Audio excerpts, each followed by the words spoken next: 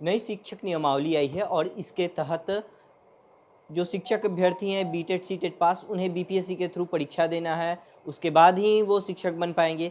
इसके अलावा जो शिक्षक सरकारी विद्यालयों में कार्यरत हैं, उन्हें राज्य कर्मी अगर बनना है तो उन्हें बीपीएससी के तरफ से आयोजित होने वाली परीक्षाओं को पास करना होगा। ऐसे में ये जो नई शिक्षक नियमावली आई है, इस पर शिक्षाविद क्या सोचते हैं, इस बारे में हम जानेंगे। हमारे साथ मौजूद हैं गुरु रहमान, सीधे हम इनसे मुखातिब होंगे। सर, ये जो नई शिक्षा नीति आई है, पहले तो शिक्षक अभ्यर्थियों के लिए बातें करेंगे जो बीटेट सीटेट पास हैं। उन लोगों की आपत्ति है कि हम दोबारा परीक्षा क्यों दें, जबकि सरकार कह रही है कि नहीं, परीक्षा देने में क्या हर्ज है। बीपीएससी के तरफ से अगर परीक्षा ली जाती है तो इसको आप इस कदम को कैसा देखते हैं? देखिए, जहाँ तक सीटेट और बीटेट की बात है, अगर ये नहीं होती और 4 साल से बच्चों को किसी भी तरह का कन्फ्यूजन नहीं होता, सरकार की तरफ से अन्य शिक्षा मंत्रियों के माध्यम से जो कहा गया कि 7वें चरण में सबकी बहाली करा देंगे, ये करा देंगे, वो करा देंगे, जितने भी सीटेट पास है, जितने बीटेट पास है, सबकी बहाली करा देंगे, तो ऐसी परिस्थिति में निश्चित रूप से बच्चों के साथ नाइंसाफ़ी हो रहा है, शिक्षक अभ्यर्थियों के साथ नाइंसाफ़ी हो रहा है। इसलिए नहीं हो रहा है नाइंसाफ़ी की बीपीएससी परीक्षा ले रहा है। बीपीएससी परीक्षा जब भी लिया है, टीचर का भी लिया, तो माननीय लालू प्रसाद जी के समय लिया था बीपीएससी ने परीक्षा, तो निश्चित रूप से 3 बार परीक्षा लिया और तीनों बार टॉप क्लास के टीचर चुना के आए, जिसमें बहुत सारे यूपीएससी भी क्वालिफाई करके, बहुत सारे बीपीएससी क्वालिफाई करके, जिसे मैं जानता हूँ। उसके बाद बिल्कुल दूसरे ढंग से बहाली शुरू होने लगी। उसी प्रोसेस में चला, आपको सीटेट कीजिए, बीटेट कीजिए, उसके बाद बीएड कीजिए, उसके बाद आपको नियुक्ति किया जाएगा मार्क्स के आधार पर। तो मैं बिल्कुल सरकार के द्वारा लिए जा रहे बीपीएससी के थ्रू परीक्षा से 100% सहमत है। लेकिन सिर्फ और सिर्फ मैं माननीय शिक्षा मंत्री जी से ये पूछना चाहता हूँ कि 4 साल से जो बच्चे इसी उहापोह की स्थिति में थे, जब रोड पर जाए तब आप लाठी मारते थे, पानी भिगवाते थे, जेल में डालते थे, हाथ तोड़ देते थे, तो आप उसी वक्त क्यों नहीं कह दिए प्रभु कि इन बच्चों की नियुक्ति, आप लोग की नियुक्ति ऐसे नहीं होगी, आप लोग को बीपीएससी पास करना पड़ेगा। तो ये बिल्कुल उन बच्चों के लिए बिल्कुल गलत है जो 4 साल से इसी का इंतजार कर रहे थे। Otherwise whether the question arise about the quality of education, तो उस दृष्टिकोण से बीपीएससी के माध्यम से परीक्षा होगा, निसंदेह एक बहुत ही अच्छे क्वालिटी के टीचर आएंगे, इसमें कोई संदेह नहीं है। मैं सहमत कर रहा हूँ, सैल्यूट भी कर रहा हूँ, लेकिन सैल्यूट ये मैं पहले अगर 4 साल पहले किए होता और 4 साल तक बच्चे बेचारे इधर उधर पिटाते ढुलाते नहीं और शिक्षक का ठेप्पा लगा के घूमते नहीं, उनके साथ ये नाइंसाफ़ी हुआ है। इसलिए मैं माननीय मुख्यमंत्री जी से, माननीय उप मुख्यमंत्री से रिक्वेस्ट करूंगा कि जो बच्चे सीटेट बीटेट पास किए हैं, उनके साथ 4 साल से आपने रोक के रखा है, उनके साथ नाइंसाफ़ी मत होने दीजिए। बाकी बीपीएससी से आप परीक्षा ले रहे हैं, यह स्वागत योग्य है, लेकिन इन 4 साल से भटक रहे मासूम बच्चों की क्या गलती है, ये बताइए। आप कह रहे हैं कि बीपीएससी से परीक्षा देंगे तो राज्यकर्मी बनेंगे, इसका मतलब कि इतना दिन से जो लोग सीटेट और बीएड के माध्यम से स्कूल में पढ़ा रहे हैं वो राज्यकर्मी नहीं है। जब राज्यकर्मी नहीं है तो फिर उनको स्कूल का कर्मी क्यों माने भैया हम? तो निश्चित रूप से ये गलत है, बच्चों के लिए गलत है और उनके लिए कोई नया प्रावधान निकालना चाहिए। आप निकाल लेते कि अब से शिक्षकों की बहाली जो होगी वह इन 7वें चरण के बाद अब जो भी बहाली होगी वह बहाली आपको बीपीएससी के द्वारा लिया जाएगा। एक ग्रेट सैल्यूट की बात होती, बहुत बड़ी उपलब्धि होती। देर आए दुरुस्त आए, ये सोच अच्छी है, लेकिन इन 4 साल से जो बिलख रहे हैं बच्चों, उनके लिए खराब है और मैं अंत तक भी कहूँगा कि उनके लिए खराब है। जो मतलब कि जो लगभग 1 लाख अभ्यर्थी हैं और इनका कहना है कि 4 वर्ष पहले जब ये कंपटीशन की तैयारी में कर रहे थे, क्वालिफाई कर गए, उसके बाद से ये लोगों का तैयारी का जो ढर्रा है उससे अलग हट गए हैं। अब वो प्राइवेट स्कूलों में भी पढ़ा रहे हैं, अन्य कार्यों में है और उन्हें इस बात का विश्वास हो गया था कि कभी ना कभी तो सरकारी नौकरी शिक्षक का मिल जाएगा, तो वो लय टूटा हुआ है। और निसंदेह आपको मैं बता दूं कि जब प्रावधान ही था कि सीटेट पास कीजिए, बीटेट पास कीजिए, बीएड कीजिए, आपकी नौकरी हो जाएगी, आज नहीं तो कल हो जाएगी, हुई भी, लाखों लाख लोगों को हुई। तो वैसी परिस्थिति में ये 1 लाख बच्चे कहाँ से आए हैं? अफगानिस्तान से आए हैं, विदेश से आए हैं। इन बच्चों पर लाठी भी बरसा, उस समय आपने कुछ नहीं कहा।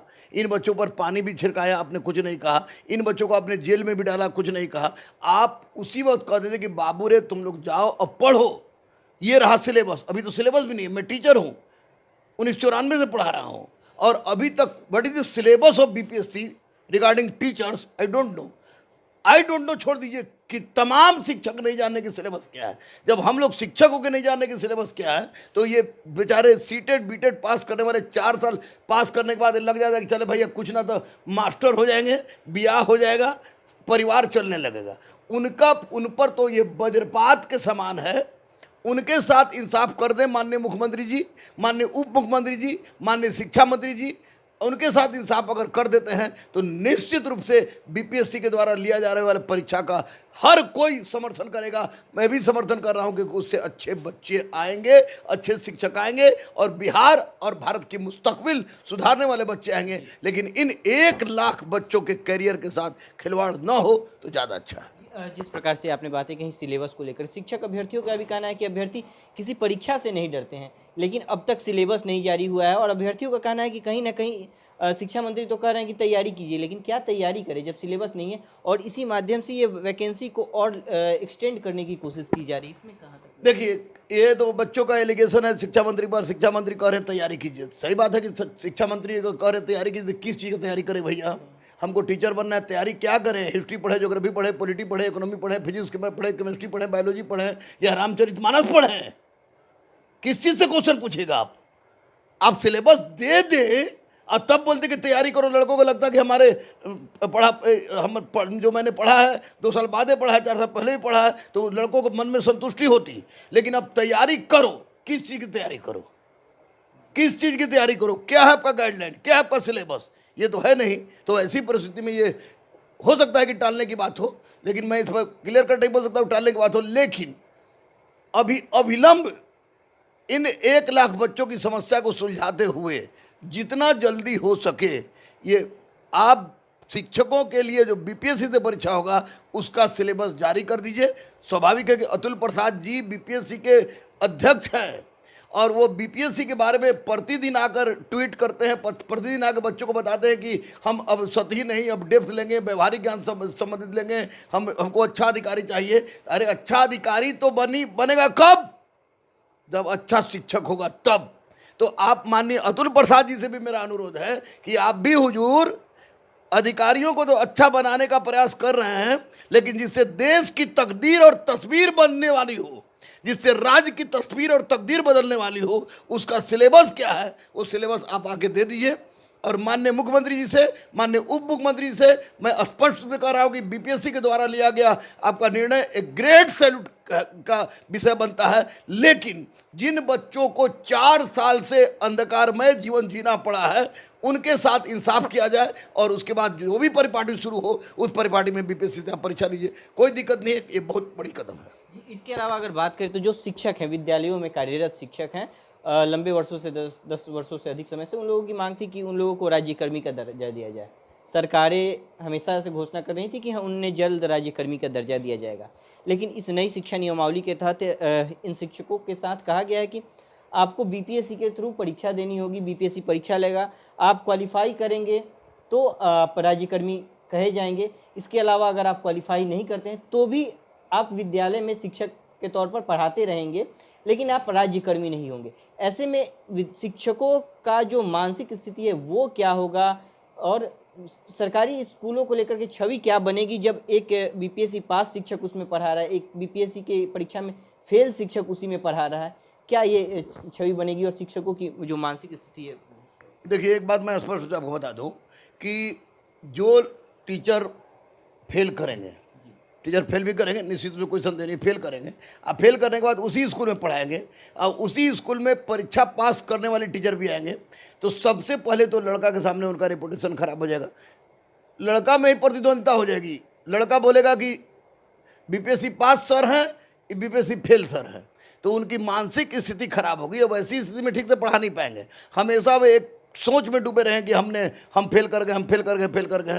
तो ये हमको उचित नहीं लग रहा। किसी परिस्थिति में जो सरकारी स्कूल में है उनके साथ आप दूसरा कोई व्यवस्था कीजिए। आप फेल नहीं तो सबको परीक्षा दिवा के सबको पास कर दीजिए ग्रेस देके, तब कम से कम उनका भ्रम नहीं रहे, बेचारे लजाए नहीं रहे। अगर हम ही को कोई कहे कि आप परीक्षा दीजिए, परीक्षा में फेल कर गए तो टीचर रहिएगा, लेकिन आप परीक्षा में फेल कहलाइएगा तो इसका मतलब कि हम पढ़ा पाएंगे ठीक से? कभी नहीं पढ़ाएंगे। मैं शिक्षक होने के नाते बोल रहा हूँ कि नहीं पढ़ा पाऊंगा, तो उनके साथ गलत होगा, बिल्कुल गलत होगा। इस तरह का प्रावधान पता नहीं कैसे शिक्षा मंत्री जी ने निकाल दिया है। लेकिन मैं तो इतना ही कहूँगा कि आप बीपीएससी से परीक्षा लीजिए, यूपीएससी से परीक्षा लीजिए, काबिले तारीफ है, क्योंकि शिक्षकों की बहाली में एक लंबा गुंडागर्दी हुई थी। गुंडागर्दी सबसे इसको न कह के हम कहें कि एक लंबा एक बिल्कुल घोल मटोल हो गया था कि पता नहीं नंबर दिखाओ नौकरी लो, नंबर दिखाओ नौकरी लो, फिर सीटेट आया, बीटेट आया, तो अच्छे लड़के भी आने लगे। लेकिन अचानक आपने बीपीएससी वाली बात कर दी, तो आप नया सिरा से शुरू कीजिए कि अब से जो भी परीक्षाएं होगी शिक्षक के लिए, उसके लिए बीपीएससी परीक्षा लेगा, क्योंकि इससे उन शिक्षकों का भी आपको क्या कहिएगा गरिमा बची रहेगी, जो कि अगर परीक्षा देने के बाद फेल कर जाते हैं तो दिक्कत होगी। और साथ ही साथ जब पता चलेगा गार्जियन को कि फलानवा स्कूल में 5 गो फेल टीचर हैं, 2 गो पास टीचर हैं, तो गार्जियन भी पढ़ाने से वहाँ डरेगा, सोचेगा कि जहाँ टीचर में फेल है तो बचवा का पढ़ेगा। तो निश्चित रूप से ये गलत होगा, उनके लिए बिल्कुल गलत होगा। कहीं से बिहार की छवि भी खराब हो सकती है। बिहार की छवि, जाहिर सी बात है, बिहार ने ही भारत को बनाया है। मैं बता दूं इतिहास का छात्र होने के नाते, और बिहार शिक्षा और संस्कृति का जननी रहा है। कहा जाता है, क्या हकीकत है कि यहाँ पर ज्ञान भी प्राप्त हुई महात्मा बुद्ध को, यहाँ गांधी को महात्मा हम लोगों ने बनाया है। लेकिन वैसी परिस्थिति में अगर शिक्षकों के साथ इस तरह नाइंसाफ़ी होती है तो बिहार की गरिमा खराब होगी। लेकिन हाँ, बीपीएससी के द्वारा परीक्षा लेना ये बहुत अच्छी चीज़ है, लेकिन इन बच्चों को जो 1 लाख बच्चे हैं, इनकी समस्या का निराकरण करना उससे भी बहुत बड़ी चीज़ होगी। जो शिक्षक हैं उनका कहना है कि आप विभागीय स्तर से कोई परीक्षा ले लें, हमारी गुणवत्ता जांच कर लें, स्कूलों में जो पढ़ा रहे हैं उससे ले लें, लेकिन अलग से परीक्षा बीपीएससी के थ्रू क्यों, जबकि सभी शिक्षक जो हैं वो दक्षता परीक्षा बीच में आयोजित किया गया था, वो पास करने के बाद ही विद्यालयों में है। शिक्षकों का कहना है विभागीय स्तर पर उनकी गुणवत्ता जांच कर ली जाए। हाँ, सही बोल रहे हैं। जो पदस्थापित हैं उनके लिए मैं कह रहा हूँ कि विभागीय स्तर पर जांच उनकी मांग बिल्कुल जायज़ है। लेकिन जो अब नई नियुक्ति होगी, जो मैं इन 1 लाख बच्चों की बात नहीं कर रहा हूँ, जो बीपीएससी का जो नया प्रावधान आया है वो महत्वपूर्ण प्रावधान है, अच्छा प्रावधान है, और उससे निश्चित रूप से अच्छे टीचर आएंगे। लेकिन जिसकी जो पहले से दक्षता परीक्षा पास कर गए, पहले सीटेट बीटेट कर गए हैं, उनसे बीपीएससी लिया जा रहा है, तो उनको ये मैं पूछ रहा हूँ माननीय मुख्यमंत्री जी से, वो राज्य के मुखिया हैं, माननीय उप मुख्यमंत्री जी से, राज्य के उप मुखिया हैं, माननीय शिक्षा मंत्री जी से, कि हुजूर अगर बीपीएससी पास करने के बाद शिक्षक बनेगा तो सीटेट बीटेट बीएड क्या है, इसका भी स्पष्टीकरण होना चाहिए। वो किस लिए था, अगर था तो शुरू में ही क्यों नहीं बता दिया गया? ये 4 साल तक लटकाने का क्या फायदा है?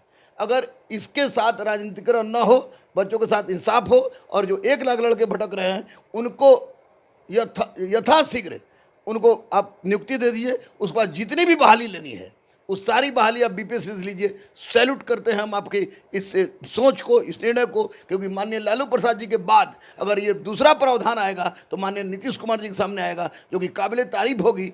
शर्त यह है कि आप खुद बच्चों के दर्द को समझ सकते हैं। छात्र जीवन आपने देखा है, छात्र जीवन देखा, तो वैसी परिस्थिति में इन छात्रों पर होने वाले कष्ट को दूर कीजिए, और छात्र जो ऑलरेडी सीटेट बीटेट दक्षता परीक्षा पास कर गए हैं उनकी नियुक्ति करा दीजिए, और उसके बाद आप सिलेबस बता दीजिए, बहाली निकालिए बीपीएससी से, और बाद में बोलिए कि आप सिलेबस ले लीजिए, आप लोग की नियुक्ति हो गई है, आप लोगों को 2 महीना 3 महीना 6 महीना समय दिया जा रहा है, पढ़ लीजिए, और तब बीपीएससी आप पास कर जाइएगा, तब कोई दिक्कत की बात नहीं होगी। लेकिन फिलहाल तुरंत ले लेना, यह मुझे नहीं लग रहा है कि अचानक क्या हुआ था कि बोए आम जब काटने गए, तोड़ने गए, तो पता चला कि कटहल तोड़ के आ रहे हैं। तो ये अच्छी चीज़ नहीं है, बच्चों के हक में किसी भी दृष्टिकोण से अच्छी चीज़ नहीं है। इसलिए सरकार को, माननीय मुख्यमंत्री एक संवेदनशील व्यक्ति हैं, माननीय उप मुख्यमंत्री भी एक संवेदनशील व्यक्ति हैं, माननीय शिक्षा मंत्री जी के बारे में हम कुछ नहीं बोलना चाहते हैं, क्योंकि जब मुख्यमंत्री तैयार हो जाएंगे तो फिर किसी की हिम्मत नहीं कुछ करे।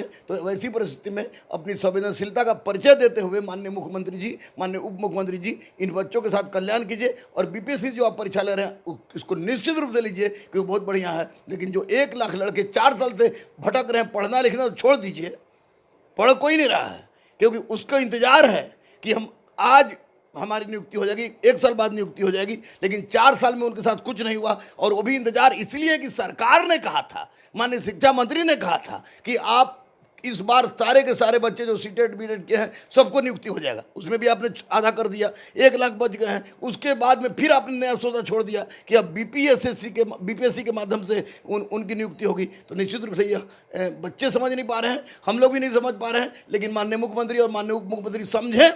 बच्चों से भी मैं अनुरोध करूंगा कि किसी भी तरह का वैसा कोई क्रियाकलाप करने की आवश्यकता नहीं है जिससे शिक्षक के छवि पर प्रभाव पड़े और सरकार कहे कि ये शिक्षक के अभ्यर्थी नहीं, ये गुंडे थे इसलिए मैंने इनको अलग किया है। इसलिए आप लोग बिल्कुल शिक्षक के मानदंड को, शिक्षक के चरित्र को, शिक्षक के संस्कार को बनाए रखते हुए माननीय मुख्यमंत्री जी से, माननीय उप मुख्यमंत्री से नम्र निवेदन कीजिए। मैं गुरु रहमान आपके साथ हूँ और नव निवेदन करूंगा आपके लिए, और सरकार से बार बार रिक्वेस्ट करूंगा कि आप लोगों के साथ इंसाफ हो। तो सुना आपने, बेबाकी से गुरु रहमान ने अपनी बातों को रखा और इनका कहना है कि जो शिक्षक अभ्यर्थी हैं या नियोजित शिक्षक हैं उनकी मांगों के साथ वो खड़े हैं। जो नियोजित शिक्षक हैं उनके लिए सरकार विभागीय स्तर पर उनकी गुणवत्ता जांच ले, अलग से परीक्षा लेंगे, फेल हो जाएंगे तो फिर इससे बिहार के विद्यालयों की छवि धूमिल होगी और इससे कहीं ना कहीं बिहार की भी छवि धूमिल होगी। इसके अलावा इन्होंने यह भी कहा कि जो बीपीएससी से परीक्षा लेने का निर्णय लिया गया है और उसके बाद शिक्षक बनेंगे तो ये बहुत ही स्वागत योग्य कदम है, लेकिन इसके पहले जो लगभग 1 लाख के करीब 7वें चरण की बहाली के लिए जो अभ्यर्थी हैं जो सीटेट बीटेट पास हैं उन्हें पहले सीधे नियुक्ति दिया जाए और उसके बाद सिलेबस तैयार करके सिलेबस बताया जाए कि परीक्षा में क्या पूछे जाएंगे और उसके बाद ही परीक्षा लिया जाए। ईटीवी भारत के लिए पटना से सहयोगी नीरज के साथ कृष्ण नंदन।